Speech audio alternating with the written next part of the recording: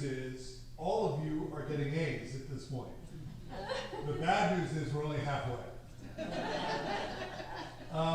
Welcome to this 6-week class on making sense of the Bible. It's a class that Lisa Gannon orchestrated, and it's based on Adam Hamilton's book, which you can get if you don't have it at the front desk. My job is not to make sense of the Bible, it's to make sense of making sense of the Bible. So if you want more about the Bible and things, you can use this as your Cliff Note version and then go read the book. But I'm grateful that you're here today.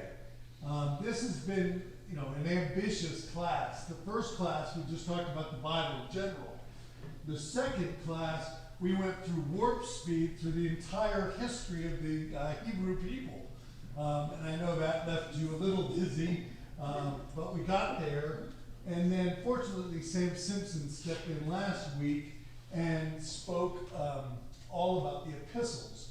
And that, chronologically, is hard because you sort of want to go to Jesus after you read the prophets. But this is about the Bible, and the epistles were first. They were the letters written to the various church communities as they tried to figure out who Jesus was and what it means to be a Christian and what it means to be a church. So all the early theology is in those letters and in the book of Acts. But eventually they're going to have to write them down, and they wrote them down in what's called Gospels, which is what today is about. So with that in mind, let us pray. Almighty God, we gather this morning with grateful hearts for this opportunity to study the Bible and to understand the Gospels in a new way. Help us as we unravel this thing called the good news so that we may see thee more clearly, love thee more dearly, and follow thee more nearly day by day. Amen. I always loved that hymn as a child. So, the Gospels. Now, to make sense of this, I've asked my teaching aide to stand. Come here, Come here, baby. Come here. Now face that way. All right. This is Van. And if I were to ask you, stay put. Stop me. Okay. If I were to ask you to draw a picture of Van, and I look over here at the Betty's here, an artist. Okay. So if she were to draw a picture of Van from this vantage point, it would be a very good one because I know Betty's art, but also it would be distinct. You would have an angle on Van unlike the ones from this side. You all would also draw Van from your perspective and with your hands. And some of you might not think yourselves as great artists, but through your hands, there would be a different perspective. So too, you have a very unique, a lovely view. But again, it would be a different perspective on Van. Thank you.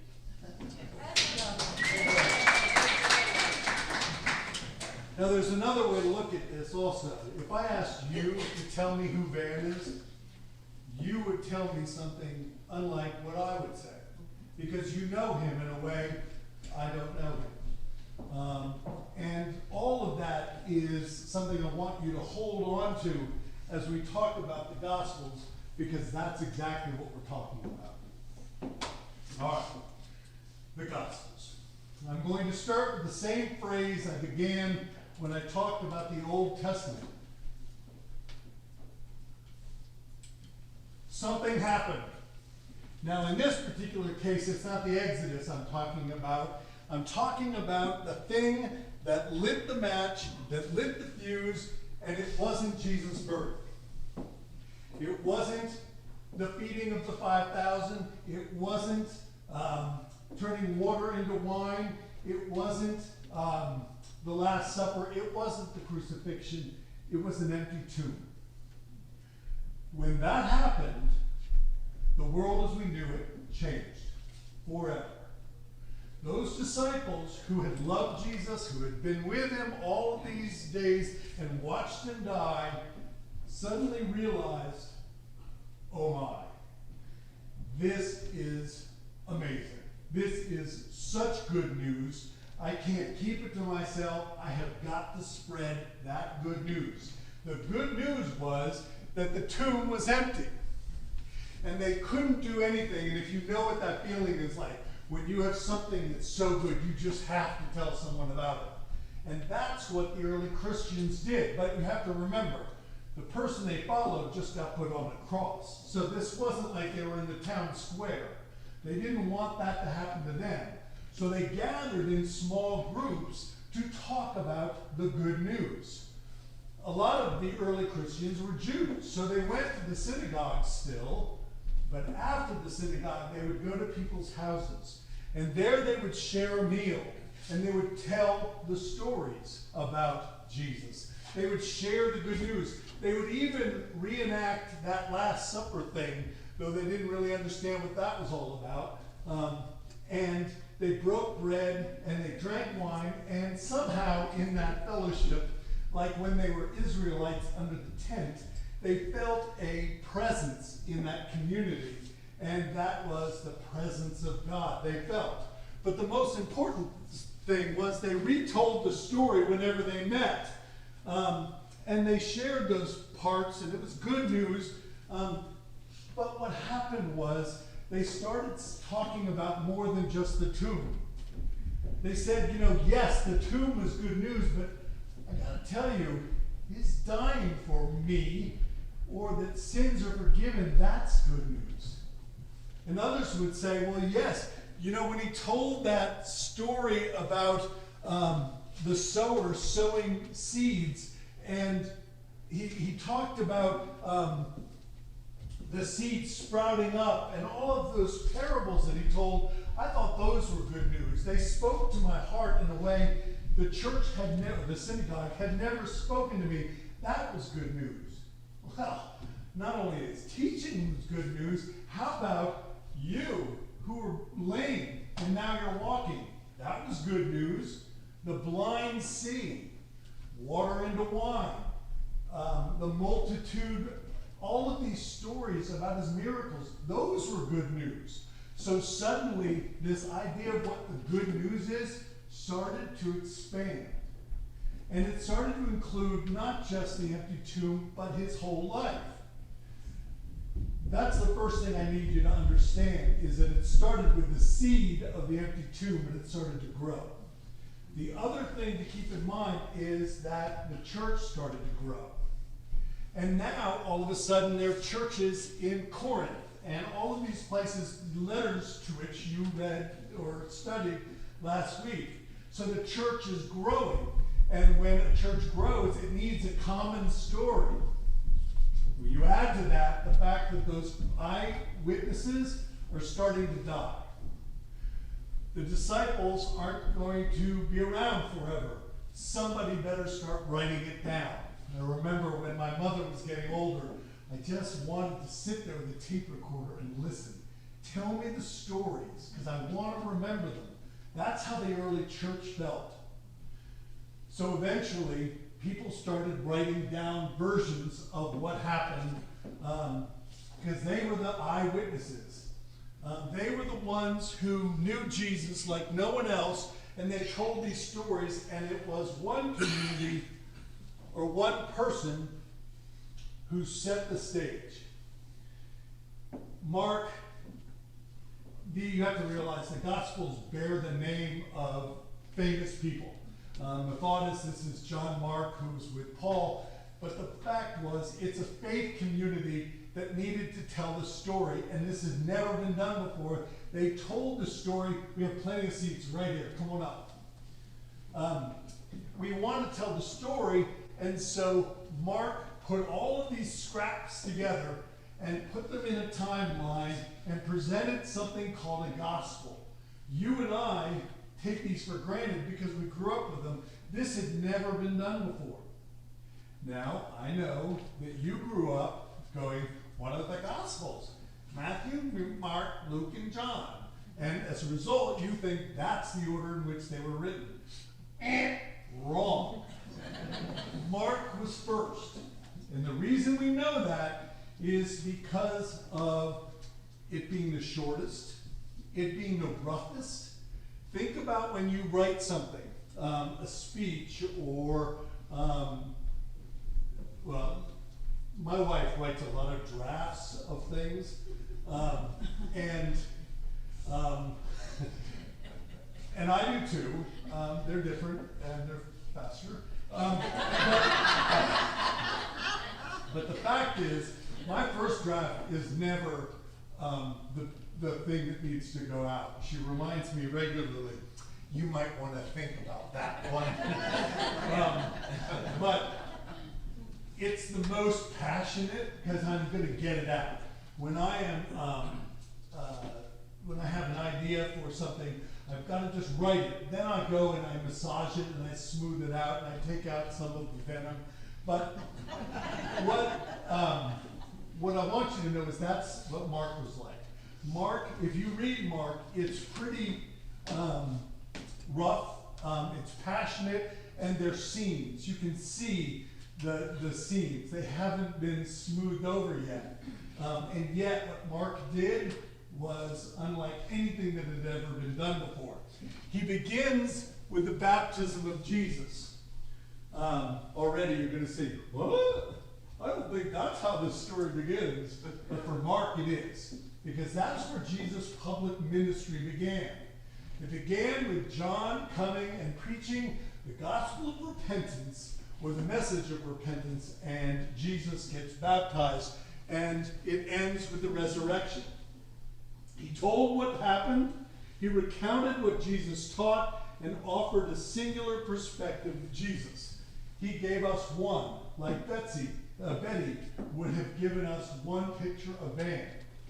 And I don't want to discount it because that was monumental. It was big. But the minute you ever put out in the world a story, people are going to react to it. And other churches got their copies or their versions of Mark and said, good job, thanks for sharing. I think we can do better. And so, two communities tried to write their gospels. Now, I'm very careful. There's really one gospel. We're just getting three versions, three perspectives. We don't really know which came first, and it doesn't really matter. But one bears the name Matthew, the other one Luke. They follow Mark in that one, they write gospels. They tell the story of Jesus as if it's good news. Absolutely. Thank you, Mark. But let's just use Mark and add to it. Because each of these write gospels that offer a different perspective. Now this is going to be a little confusing, but Mark was a copy that Matthew had and Luke had when they were writing their gospels. So you can imagine the timeline is very similar. But Luke had some stuff that Matthew didn't. The prodigal son, birth stories. These things were unique to Luke. Okay? Well, Matthew also had some things that were unique to his community, or that community.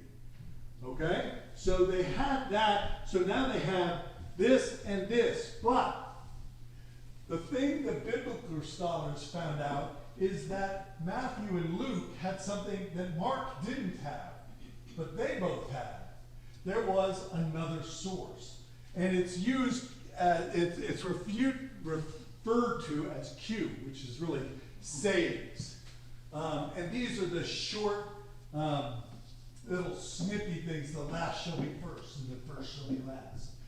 Anyone who wants to save his life must lose it. These things which were carried around by the early church, and they were collected in this book of sayings. And so the thought is that Matthew and Luke had that as well as Mark when they set out to write their Gospels.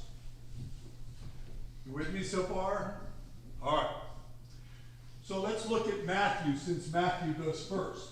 I think Matthew was put in the canon first was because it is so well organized. It's called the teaching gospel. But what I want you to realize is that Matthew is just like the folks over here.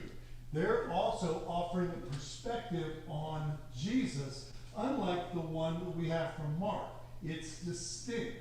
That doesn't mean it's better or worse, it's just distinct. And appreciating the differences of those perspectives is what all of this is about. So Matthew writes a gospel that has a birth story. Okay? He also makes sure we know that Jesus was related to the Hebrew line. Okay? He does that. He talks about Jesus. It's almost nauseating when you read Matthew, because every time he's saying something, and this was to fulfill what the prophets said. This is to make true what was written in the Old Testament. It's a refrain for Matthew, like he really wants to make sure you know that Jesus is the fulfillment. This is not something new, this is the fulfillment. So, he goes and gives us a lineage to say, and this is who Jesus is related to. And he goes back. These are all the begats. You know all those really great fun things to read? Well, when you watch what's happening, it's pretty interesting, because if you go back through all the begats, you get to the last one, and guess who it is? Abraham. So if I want to make sure that my congregation, which is probably very Jewish, knows that Jesus is related to the Jewish faith, who better to relate him to than Abraham? So already he's making a theological statement that Mark didn't make. And it was due to the fact that his congregation was primarily Jewish.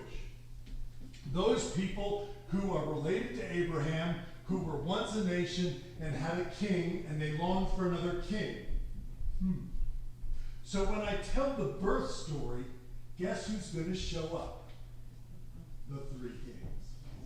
As if to say, Jesus is the King of the Jews. In fact, I'm going to end it that way too, with a great sign over his head.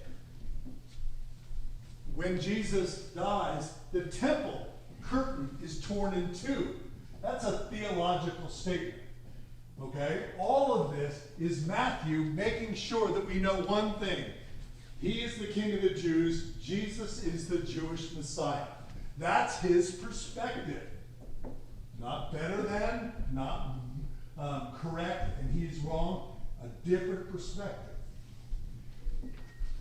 Okay? I'm throwing a lot at you, but you're doing fine. All right, Luke. So here comes another perspective.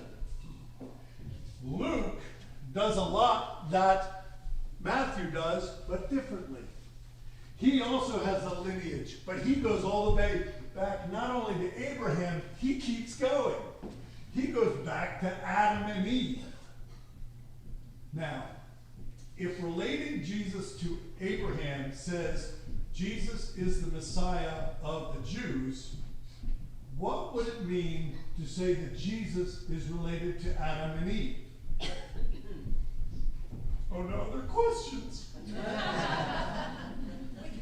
Who is he? He's related to us all. Yeah, he's the Messiah for all people. Let's look at that. So, Luke has a birth story too.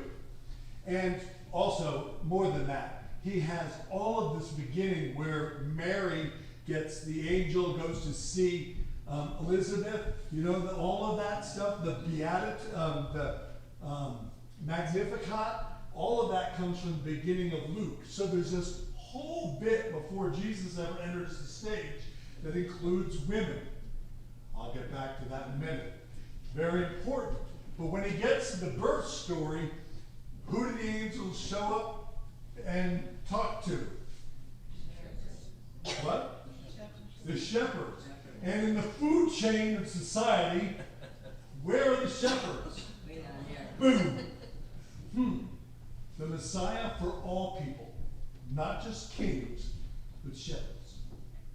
And that is where Luke is starting to show us his perspective. There are many stories about women and outcasts. This is the one that has the prodigal son.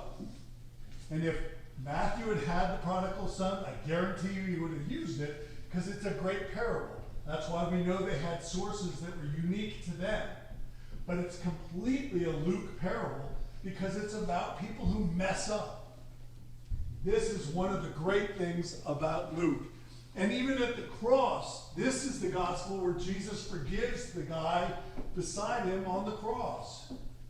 Well, if that doesn't say, I am the God for the broken and the messer-uppers, even at the cross, I don't know what would, and that's why Luke is such a great example of a gospel that says Jesus is the Messiah of all people. All right? Those are the synoptic gospels, which means they are similar or able to be seen together. You can literally put Mark here, Matthew here, and Luke here, and see a lot of the same stories told in slightly different ways, which is not to negate one over the other, but it's a way to teach us about Matthew and Luke and Mark, quite frankly, just by the differences and the emphases of their particular gospels. So they're similar or able to be seen together. They're not identical, but they follow a similar pattern, and they include many of the same stories and the sayings, but each has a distinct way of looking at Jesus, who he was. And I am so grateful that the church didn't do what we so often do, which is to say, well, which is the best one? Which is the one and people do that, unfortunately, a little bit, particularly with John. But anyway, I'll get to that in a minute. They kept all three. And as a result, we got a three-dimensional picture of this person called Jesus. And that is something for which I am eternally grateful, because there are times I really need to understand Jesus as connected to the biblical story, the Hebrew story. But there are other times I just need, because I'm so broken, that he's the gospel for all people. People who wander away from his Father and come back. All of those stories, I need Luke. And I love Mark just because he's so passionate. All right. Then we get to the other one, the fourth gospel. The first three were written roughly at the same time, close enough, and they did it the same way. As the book pointed out, if you've read it, they were really about what happened. Matthew, Mark, and Luke tell the story of what happened. John, written many, many years later, tells us what it means. And John is unlike any of the other, it's not similar. It's like the others in that it's a gospel, but it's written later and it's not similar. It is not one of the synoptic gospels. That's why it's often referred to as the fourth gospel. It's sort of like, I'm the youngest of four children, so it's my parents' children and then the fourth child. It's sort of like the gene pool just had sort of run out at that point. But John is really special. And John is unlike, and it's magical. But it is, without a doubt, it is deliberate, and it is poignant, and it is intentional. So, to paraphrase, Mark begins, here's the gospel of Jesus. John was in the water baptizing people, and Jesus showed up. Bad translation, but you get it. Matthew goes, yes, they were born, and these three wise men came, and they brought him gifts of frankincense and myrrh. Okay? Luke goes and says, yes, the angels came to the shepherds and said, blah, blah, blah. John, in the beginning was the Word, and the Word was with God, and the Word was God. Okay, what have you been, well, I shouldn't say that. All of a sudden, this is pretty magical. The prologue of John is more like poetry, and it is. It's theological poetry. And if you read the Gospel of John, there are some of the most beautiful passages, one of which is read in church today, after Numbers, which you will recognize, and you'll hear the John in it. But more than just the poetry of the language, John is unique because there are 7 signs strategically put, because he's already thought it. He mapped this thing out. I think Mark just started telling the story. John mapped it out and has these strategic signs throughout. But other characteristics in John, besides the poetic language, is that Jesus often says, I am. I am the good shepherd. I am, I am, I am. If you know anything about Hebrew, Yahweh is I am. God, I am. I am who I am. I am who I am becoming who I am becoming. These are translations of the word for God. So, make no mistake about it. John has one point and one point only. Jesus is God. On the cross, there's no, my God, why have you forsaken me? It is finished. He is in control. He knows what's happening. He is God. So, there's a theological picture, and I am, and all of this, that Jesus is God. Remember, he's written many years later. All of those epistles that you read and studied last week have been formulating who was this person. Because really, he goes from this flesh and blood person to, I think he might be the Messiah. In fact, he is the Messiah. He's God on earth. The Word made flesh and dwelt among us. It represents the theology of the church as it grows and it develops. And it's an incredible and complicated gospel. Again, you have 4 now perspectives. 3 of them are similar, able to be seen together, but John is something completely different. But again, now we have 4 dimensions. And everybody has their favorite, I would imagine. It's interesting that the church started with versions that were very much grounded in Jesus' humanity and went towards Jesus' divinity. Do you see how that happened in progression? If you want to get in trouble, talk about Jesus' humanity today. We don't like it. We like to start, and I did, start with John, and eventually we move our way to the humanity. I don't know why that is, but I came to be enamored with Jesus because of the John Jesus. I like the Messiah. I like somebody who knows what's going on. I like somebody who really is talking as God, talking as if God, and that gave me great comfort. I loved that. But it was once I spent time with the divinity and I got in touch with my own humanity, I started also appreciating the other Gospels. The Gospels that Jesus sat down with a person who was broken and said, whew, that must really stink. All of these things, rather than, hello, I'm Jesus God, versus, wow, that must really stink that you lost your child, or that, he meets a woman at a well. I'll take that over. We'll watch the movies. Do you watch Jesus movies? I'm kind of into them. All right, well, the first one that I ever saw was Zeffirelli's Jesus of Nazareth. It is a fantastic story that is completely traditional. There are scenes with sunsets and Jesus standing there. I'm oversaying it because it's a really good version. But make no mistake about it. The Zeffirelli film is a John Jesus.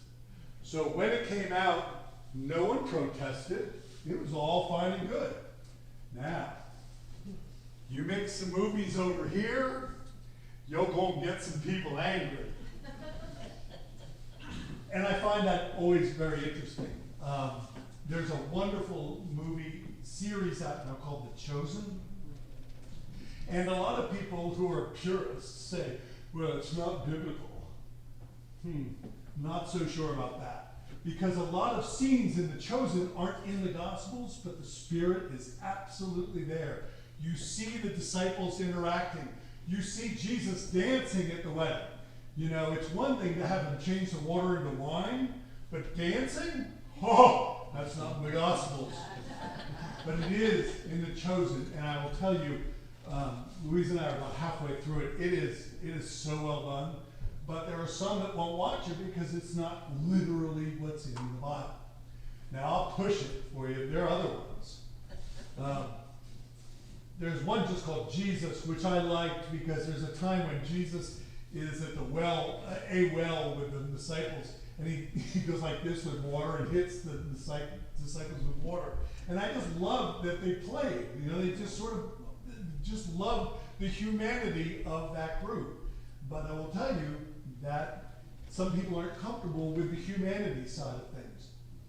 All right, I'll push it even further. That's always my mother's censor. Farther is distance, further is depth. Okay, so we're going further.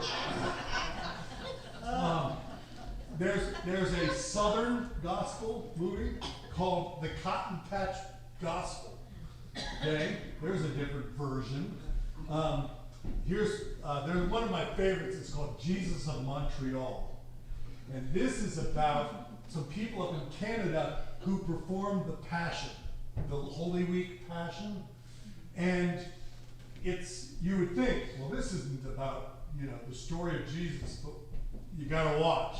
It's really quite interesting how these human people tell a story that ends up happening.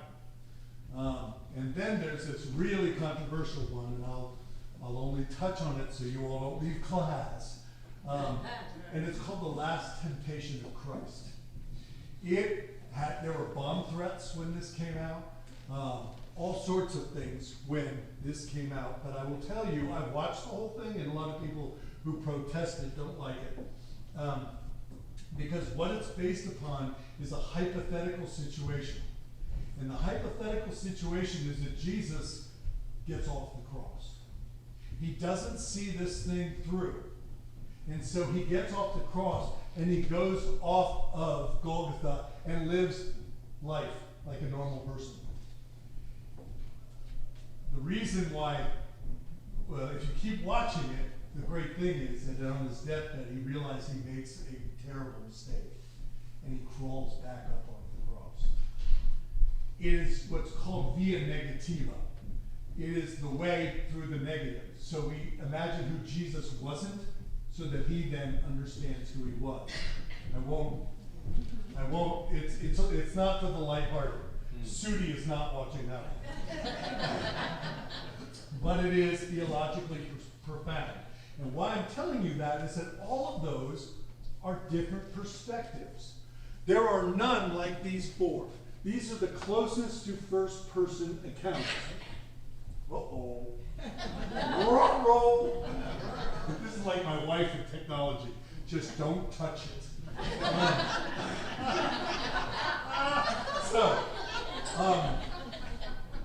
So I'm not diminishing the Gospels. They are the closest to Jesus we can get. But I got to say something that's a little they're not Jesus. There is an early church. There are human beings writing those Gospels.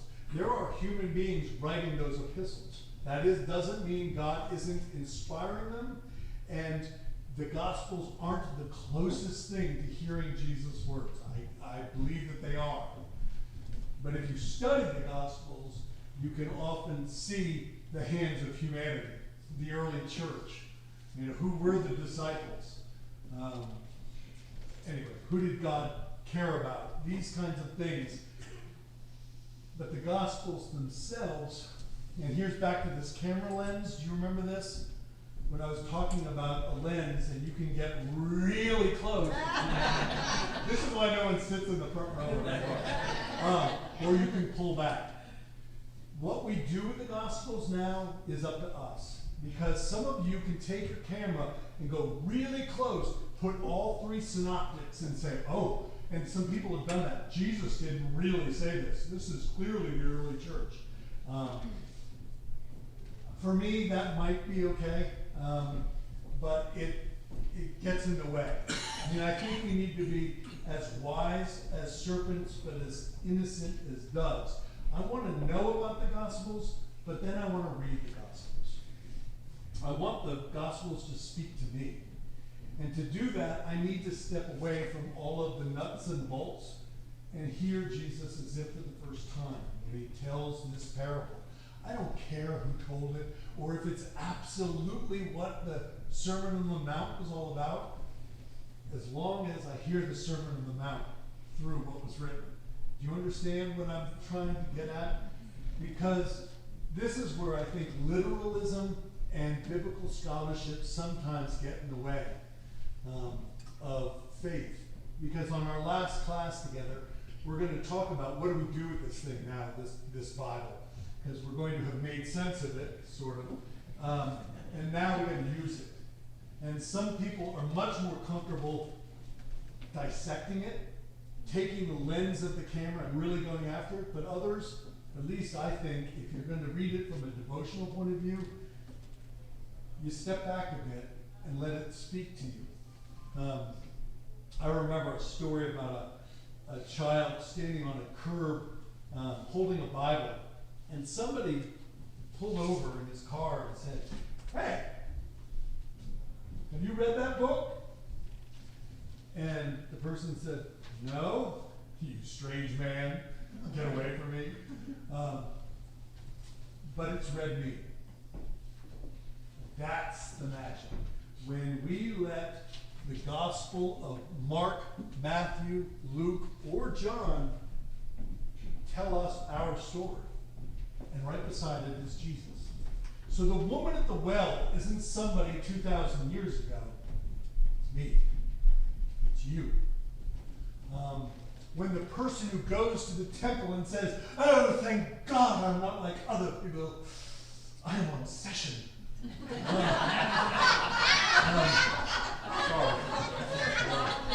Sorry, little commentary. And the other person who comes, "Forgive me, I'm a sinner." You can't get to God when you are God. The Gospels tell us that over and over again. And some of the people in the Gospels who are the religious people are the ones who don't end up having a relationship with God because their egos and who they are is in the way. Well, that's when the Bible's speaking to us. And when we can do that, then I really feel like this is divine, just not literal. So, those are the Gospels. Reactions or questions? We're okay. Yes, I have a question. So Matthew, was he the same one who was the tax collector? The one who wrote Matthew? That's who Matthew is. Yes. Whether Matthew wrote it, that is up in the air. Because a lot of these Gospels were written by people who knew Jesus, but they wanted to sort of give it that hallmark name. But I am sure that it is from the community that disciple founded. So it makes sense that the community eventually came together and put together a gospel, and surely it's going to bear Matthew's name. The Matthew in The Chosen is on the spectrum. And he is something else. And he's going to help Jesus write the Sermon on the Mount. All of that's really great. You give me somebody who makes a wrong choice and despise all the people around him who hate him for what he's done, and he wants to follow Jesus, I'm all into that. For that. Thank you, Matthew. Luke, you see what I mean? Other, yes? I should remember, but I have It's okay. It's a room of grace. What is the time span between Mark and John? The length of time between those? Yes, I should know that too, because I don't do numbers. She's over there. But I'm going to say that 90 would be about John, whereas 40 would be Matthew and Luke. I mean, it's a long time. I may be wrong about that. It's all in that book. But the fact is, they wrote it as the disciples are leaving us and the church is growing. So it's relatively much more